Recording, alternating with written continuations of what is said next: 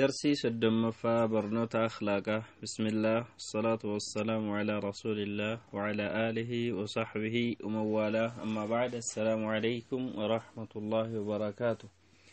برنوت أخلاقه متدرين كنيا العزم والعزيمة كان جدوتا. العزم والعزيمة الصبر والجد. العزم الصبر والجد أبسو كتنوك أباتشو جتشودا. العزم والعزيمة إمضاء الرأي وعدم التردد بعد تبيين السداد. ويادن توكو اتففو دوبا ديبئو ديسودا إيغا يانسون سري تاون إفتائه. العزم تحقيق القصد طوعا أو كرها. كتنو جتشوني ويادن توكو جالتنس جبانس بكا بربادا منغهوت يوكي وانسانا فيت أباسو مركنفتشوت عزمي جدام. عزمين قرآن كيستي هدود بتما ربنا كنجد وشاورهم في الأمر فإذا عزمت فتوكل على الله. وان هجتشو يادا جرورت وانتوتا جرورتي أمتا مريد يوكي صحابتا مريد يرو مرتفت رب الرتر كدو اتفو في جد كان جتشون جد ابن جرير الطبرين فإذا صح عزمك بتثبيتنا إياك يرو سريتا كتنونك سببا نتي الرتق دسي سبتشيسنف الرتق السدابنف ربك الرتر كدو اتفو في فامض لما أمرناك به وارتسياجن نسانا اتفو في جتشون آزلا. وإن تصبروا وتتقوا فإن ذلك من عزم الأمور. يو أبسطني ربي كيسا صداتا سن وان كتنو دان هجتموك أبو جد ربين أكنا جتشون جد شوكانين مما يجب عليكم أن تعزموا عليه. أبسو في صدا ربي كبتشون وان السنرتي دركما تائراتي كتتني الرت ديمون يعني كتتني وان كان اتفوفون أبسو صدا ربي كبتشون كن وان السنرت دركما تأراتي وان السنرت دركما تأكيسا إساتوكوجتشون. يا بني أقم الصلاة وأمر بالمعروف وانهى عن المنكر واصبر على ما أصابك. يا إلمكو جد لقمان المسا قرسيتي رب حكاياسا قرآن كيست دبته يا لمكو صلاتي قارتي نما أجج وان بدار نما دو وان سمدة الرت أبسي جد إن ذلك من عزم الأمور. كوان كتتني هجتني. أما عزمين أكبر باتشساتي بيكيتي إبساميتي مال الرتي أبسو يوكي مال الرتي كتنون اتديمون أكنا مراجراتو دبتا جتشون. أبو حيان الأندلوسين أكجلت أي من معزوم الأمور وأن الرتي كتتمي هجة مرات جتشون قرطبين سيادو مكان ديقر.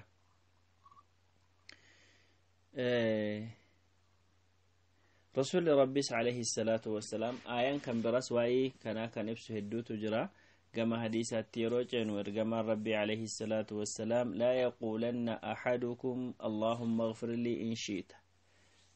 يا ربي يوفيتنا ديسي أكهن جنتكم كيسن أكا يادا كان حالا كان أكن كدن يوفيتنا أرارمي أكن جن يوفيتنا رحمتنا قولي أكن جن هاتا أمالك هدآسا كتيها كدتو مالف جناني فإن الله صانع ما شاء لا مكره له.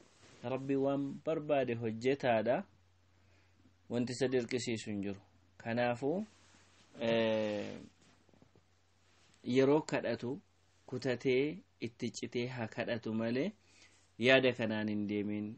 الأمر بالعزم الجد فيه وأن يعزم بوقوع مطلوبه. وان جرو dhugaadhaan أنا qabatee deemu akkasumas waan barbaadaa jiru kana naaf argama jedhee akka kutachuu qabu yaada yoo rabbii yoo fedhe jedhee fedhi akkasitti akka hin hirkisne ergamaan rabbii alayhi salaatu wassalaam dubbate jechuudha asirratti. Kanaaf kadhaallee yeroo kadhatu kutee kadhachuu qaba. Kan azmiin sadarkaa kanatti barbaachisaa ta'a, kutannoodhaan ciminaan abdii guddaan itti ka'uu laalchisee jechuudha. اللهم إني أسألك الثبات في الأمر والعزيمة على الرشد جد رسول ربي عليه الصلاة والسلام. يا ربي وانا هجتشو الأفكا يوكين وانا أرقد لأمري تأرتي أكن سبتين سان يوكي قد اتفوفين سان هجتشو قبو وان سري تأتمو كتدي أكن اتكاو قبو رتي. يا ربي ناكن سنكت جد أكستو كون سكت يا ربي جد.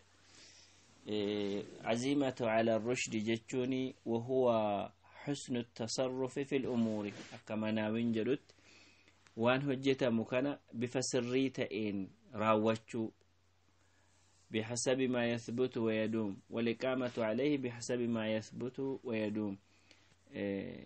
هجي سنرى الآبتشو أكاتا إن اتففوك أبون akkaataa isaarratti hundaame hamma inni turuun hamma wanti sun itti fufamuu qabuun ittiin deemuutu azimata ala rushdi jedhama. Egaani azmiin yookiin kutannoodhaan waan tokkotti galuun gama quraanaatiin yeroo laallu gama hadiisaatiin yeroo laallu wantoota hamma ibsame kana ta'a. Akka waliigalaatti cuunfaa sirraa ba'u keessaa bu'aan azmi irraa argamu yookiin azima irraa argamu maalinni kutatanii waan tokko hojjechuurraa bu'aan argamu maali yoo jedhame awwalan madannatu qabuuli du'aa. Kutannoon iddootti du'aayin namaaf taqabbalama jedhamee yaadamudha. Kutatee yeroo rabbii isaa kadhatu namni onnee isaa kennee azmiidhaan kutannoodhaan itti fufiinsaa yeroo kadhatu du'aayin isaa taqabbalamuun ni yaadamaa jechuudha. Bakka kanatti yaadama bu'aa azmiiti. Bu'aa azmii irraa kan ka'ee lubbuu ofii qulqulleeffama, amala gaarii isa haaraa ta'e filachuu yookiin horachuuf nama gargaara. Sodaa rabbii mirkaneeffachuu irratti nama gargaara. Sunis wantoota rabbiin hojjedhu jedhe hojjechuun waan rabbiin dhiisi jedhe dhiisuun sodaa rabbii mirkaneessaniiti kana akka jedhan nama taasisa. Nama kutannoo qabutu kanallee hojjechuu danda'a jechuudha. Inni biraa macsiyaarraa dhiisuu irratti nama gargaara. Namni azmii qabu wanti kun macsiyaadha jedhee gaafa yaadu toobatee irraa deebi'uu danda'a. Azmiin qabu taanaan irraa deebi'uu hin danda'u jechuudha. Kanaaf bu'aan isaa akka namni macsiyaa dhiisu nama taasisa. Azmiin waswasaa sheexanaa jala illee akka hin deemne nama taasisa. Waan tokko kutateera taanaan hin ta'a hin ta'uu rakkoo ta'a wanti kun akkasiiree nama hin jechisiisu takkaa kutateetti gala sheexanni nama azmii qabu akka barbaade gochuu irratti carraansaa baay'ee xiqqaadha jechuudha.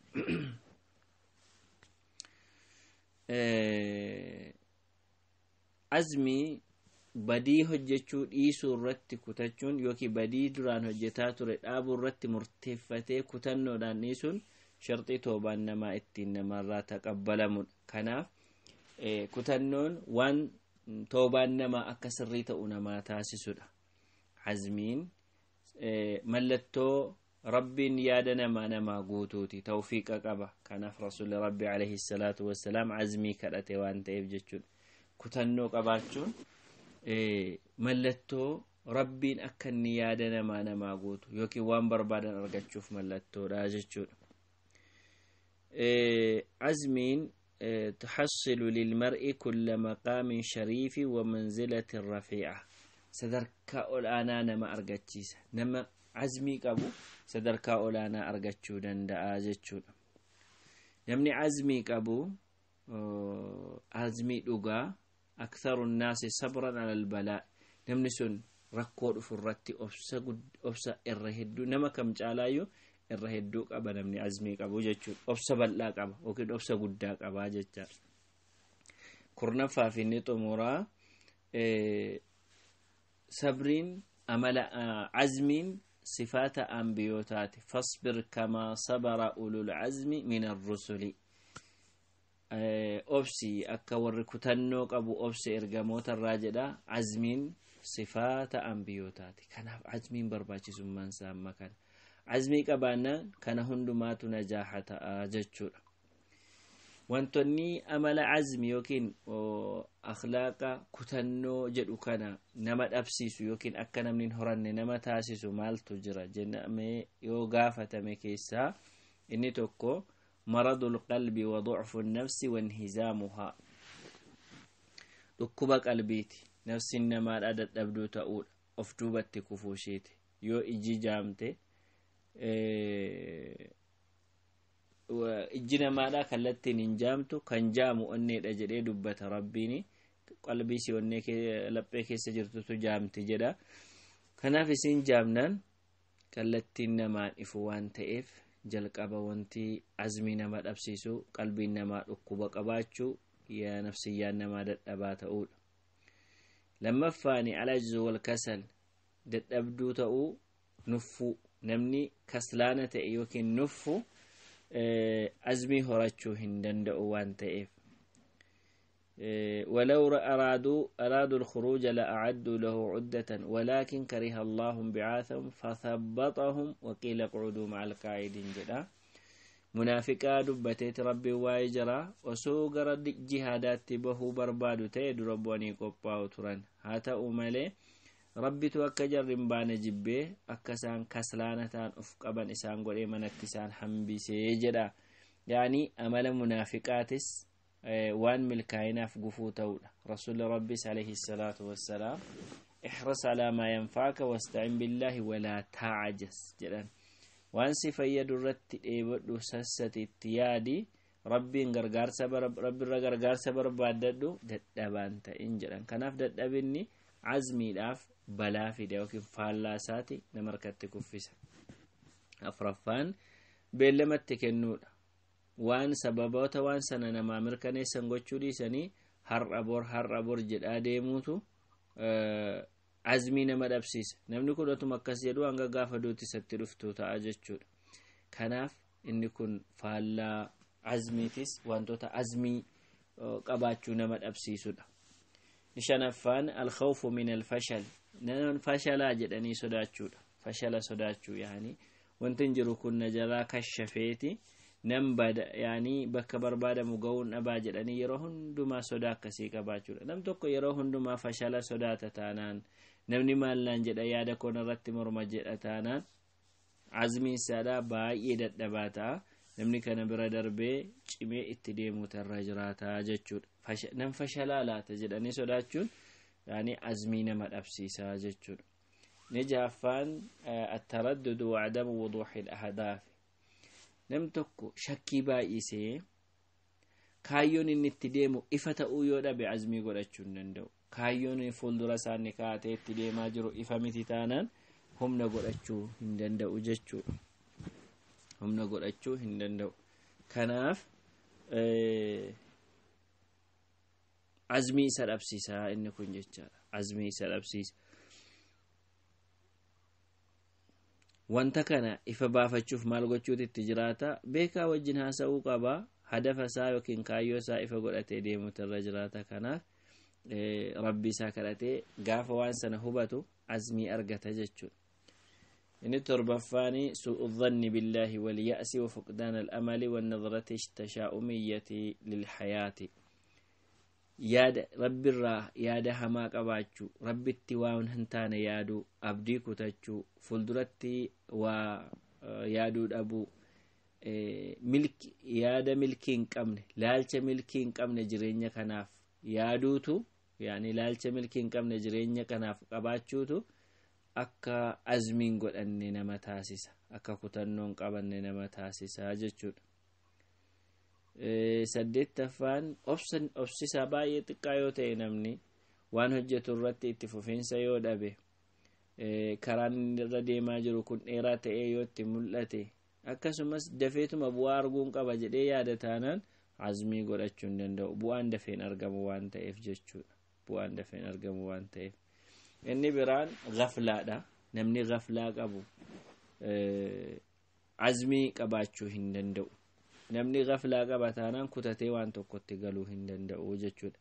Qabxiileen kun kan azmii horachuu nama dhabsiisanidha. Akka itti horatan kan nama dhoowwan ta'a jechuudha. Mallattoon namni kun gaflaa qabaachuu, gaflaan baay'ee jibbisiisaadha. Yeroo keessa namni halaakamu yookiin badiif saaxilamu, yeroo keessa namni khaatimaan namaa badurra bu'uutu malanni kun gaflaan jechuudha. Mallattoon isaa garuu inni jalqabaa yeroo balleessuudha. Namni gaflaa qabu yookiin si'aayina hin qabne, sinsinnaahaan, nuffaan, taati'aan yoo jennu namni akkasii kun yeroo isaa balleessa. Namni yeroo balleessa taanaan gaafila ta'uu irraa beekina. Adam al-istidaad lil-iltizaami bishay, waan tokko waan kana qabadheen deema jechuurraa itti hirkisee deemuu yeroo baay'ee waan seera jiru ta'ee waan hojjetamuu qabu ta'ee waan ittiin deemamuu qabu tokko qabatee deemuuf qopheessuu dhabuun mallattoo yaani gaflaati, mallattoo gaafilee ta'uuti. Namni kun hojii kutannoon hojjetamu ni baqata. Kana maaltu danda'a kun ikkoo cinqii qaba jedhee irraa baqata jechuudha. Mallattoon gaafilee ta'uu jireenyi isaa fawdaa jechuun kallattii hin qabu, laaqamaa, bukeeffamaa, mataaf hundee hin qabu, gadhiisaadhuma yaa'anii seeraan ala jiraatama. Abbaaf akka barbaadetti yeroo barbaadetti wanta barbaade godha malee yaa'anii seera qabeessaan ittiin fayyadamu jechuudha. Inni biraa of gowwoomsuudha. Anamma mashguula, yeroon koo firii miti jedhanii lafuma duwwaa lafaa kaanii mashguula of gochuu yookiin biizii of gochuu jechuudha, of qo'omsuu. Inni biraa annaqdu likulli amalin ijaabi, waan hojjetamu gaggaarii hunda mormuu. Waan hojjetamu gaggaarii hunda mormuun mallattoo gaafila ta'uuti. Kun irraa calanqisa taanaan namichi kun gaflaa qaba. Namni gafla amala akkanaa kan qabu abadan intini bira ga'uu hin danda'u yookiin ammoo azmii horachuu hin danda'u jechuudha. Wantoonni akka azmiin namaaf cimuuf nama gargaaran akka kutannoo goratu namni maal yoo godhe kutannoo horata jedhama yoo ta'e tokkoffaan rabbi irratti hirkachuudha. At-tawakkulu ala Allahi wa husnu dhanni bihi subhaanahu fil wusuli lil hadaf. Kaayyoo ofii bira gahuuf rabbi irratti hirkachuuf rabbi irraa abdii qabaachuudha. Namni rabbi irraa abdii qabu rabbiin gahaa isaati. Kanaaf jecha jalqabaa rabbi irratti hirkachuu qaba kaayyoon isaa eega ifaa ta'e. Eega hirkatee booda rabbi isaa kadhachuudha. Wal duraa duubni isaa muhimmii miti. Yaani wal duukaas ta'uu danda'a waan ta'eef. Rabbi isaa kadhachuudha. Yaa rabbi azmii naa kenni, kutannoo naa kenni jedhee. Inni sadaffaa warra kutannoo qabanii fi warra gaggaarii, warra diinii qaban warra kanaa wajjin kanatti hidhachuudha. Kanaaf rabbiin fasbir kamaa sabara jedhe, obsi akka warri sun obse jedhee dubbate waan ta'eef warra sanatti hidhachuudha. Arfaffaan warra musaahabatu isaanii wajjin waayila yookiin ammoo hiriyaa ta'anii isaan wajjin jiraachuudha. Amalli isaanii gaariin kun isaanitti darba waan ta'eef. Shanaffaan waan hojjetamuudhaaf murteesse tokko otuu yeroo dheeraatti hin kennin dafee hojiirra oolchuuf raawwachuuf yaalii gochuu. Hojii sanarraa turee booda taradduda yookiin of duuba deebi'uu keessa galuun ittiin jiraatu. Isa kanatu isa gargaara. Inni jahaffaan akhdhul umuuri bijiddiyatin, dhugaadhaan wanta sana qabachuudha. Yaani waan sana qabatee yeroo itti ka'u min jiddi ani kutannoo sarraa dhugaadhaan qabachuu waan sana yeroo qabeetti ka'u azmii argataa deemaa jechuudha namni kun. Egaan wanti kun hayaata isaa guutuu keessatti. Inni torbaffaan zarii fi sadarkaa ofii irratti hirkachuu dhiisuudha. Ani nama akkasiiti jedhee jechuu dhiisee wantoota irraa barbaadamu hojii akka nam tokkotti irraa barbaadamu qofa duukaa deemuudha. Namni waan garaa garaatti hirkata gaa. Inni kun hirkannaan isaa sadarkaa ofiitti hirkachuun, zarii ofiitti hirkachuun, maal yaani wantoota beekumsa ofiitti hirkachuun callisaniituma inni kun gahaa akka ta'e godhanii ilaaluun inni kun kutannoo nama dhabsiisaa jechuudha. Inni biraani akka azmiin namaa cimu kan taasisu jalqabuma akka kutannoo cimaa akka qabaatu nam kun akka kutannoo cimaa horatu gochuu fedhii qabaachuudha. Fedhii qabataanaani jijjiiramuu danda'a. Kuni tarkaanfii garaa garaatiin ibsamuu danda'a. Fedhii qabaachuun namni tokko fedhii qaba kutannoo isaa cimsuuf yoo jedhame jalqaba barsiifata gadhee ta'e yookiin barsiifata boodattafaa ta'e barsiifata bu'aa qabeessaan barsiifata salbiyyaa ta'e yookiin immoo hamaa ta'e barsiifata bu'aa qabeessatti jijjiiru. Tahdiidul hadafil muraadi tahqiiquhu wa wuduuhu kayyoosaa kan bira gahuudhaaf deemu sana daangessuu fi ifa gochuudha. Inni kun mallattoo jijjiiramuuf of qophaa'an kutannoo isaa jabeeffachuuf of qopheessuu isaati. Inni bira bu'aa hojii sanarraa argamu jireenya isaa diinii keessattis ta'e jireenya isaa duniyaa keessatti waan inni hojjechuuf kutannoon hojjechuuf deemaaru kanarraa bu'aan argamu maal fida jara kanaati kan jedhu ilaalu diinii isaatiifis ta'e duniyaa isaatiif maal akka fidu beekuudha. Inni bira kaayyoo isaa yeroo kaayyeeffatu as gabaabaa isa dheeraa osoo hin ta'in isa as gabaabaa yoo kaa'ate dafee waan sana xumura kanaafuu karaa isaa bana jechuudha. Inni bira mukaafa'atun nafsi of badhaasuu yeroo waan tokko hojjetee milkaa'e waan sana gaafa xumuru of badhaasuu. Inni biraan muhaasabatun nafsi ala taqsiiri waan hir'ise keessatti immoo of qorachuu. Inni kun isa gargaaraa jechuudha. Egaanii fakkeenyota garaa garaatu jira ambiyootarraa. Akkuma waliigalaatti ambiyoonni sabrii qaban azmiidhaan faarfaman jiru. warri kuni laqad naala al-anbiyaa wal mursaliin أنبياء والمرسلين من قومهم الأذى الشديد أنبيوني إرجموني أمة سانيرا ركولي غراغرا سامودتي تري أفسني بعدتنيتو الردربني فكينيتاني نبي محمد عليه الصلاة والسلام ربين اصبر كما صبر أولو العزم جديني أبسي أكا وركتنوك أبو إرجموت الرا أبسني تجدي fakkeenya garaa garaati nabi Muusaa alayhi salaam obseeti obsummaadhaan beekama nabi Muhammad alayhi salaatu wassalaam obsaan beekama isaan jireenya isaanii keessatti rakkoo garaa garaa hedduutu isaan mudate kanneen keessaa Aishaan gaafannaan rasuulli rabbii alayhi salaatu wassalaam isa gaafa Xaa'ifii ari'amanii baay'ee lafti isaanitti dhiphatee dubbatan sahaabonnis hedduu cinqamaa turani gaafa ergamaa rabbiitiif Abu Bakriin firoonni isaanii warra kaan irraa deebisan namoonni warri biraa kanneen akka Bilaal kanneen akka Ammaar kanneen akka haadha Ammaar Sumayyaa kanneen akka Suheebii fi Bilaal Miqdaad jarreen kun hedduu azabamaati kan turan sana hundumaa keessa darban azmii isaaniitu sabrii isaaniitu akkasaan kana hundumaa keessa qaxxaamuran isaan taasisee jechuudha. Kanaafi azmiin hayaata ilma namaa keessatti iddoo guddaa qaba diinii isaa keessatti illee akkasuma iddoo guddaa qaba. Azmiin jijjiiramuuf azmiin jannata argachuuf azmiin saaliha ta'uuf maasiyaa dhiisuuf waan garaa garaa dhiisuuf ijoo jireenya namaati. Namni azmiin qabne yeroo hundumaa dhama'aadha boqonnaan qabu wanti inni hojjetu dhaabbataa miti. namni azmii qabu hatta utuu hojiilleen hojjenne waan hojjechuu qabu daangessee beekee kanan hojjedha jedhee gaafa murteessee taa'u akka waan hojjetaa jirutti qalbiinsaa raahaa argata. Wanti isaa waan hojjechuu barbaadu kutannoo qaba waan ta'eef inni kaan ammoo jalqabeeyyuu yoo jiraate utuma hojjetaa jiruyyuu gammachuutti hin argatu itti rakkata. Ibaadaa qabus yoo ta'e kutannoon miti kan inni hojjetu jechuudha asirraa gaflaadhaan hojjeta waan ta'eef.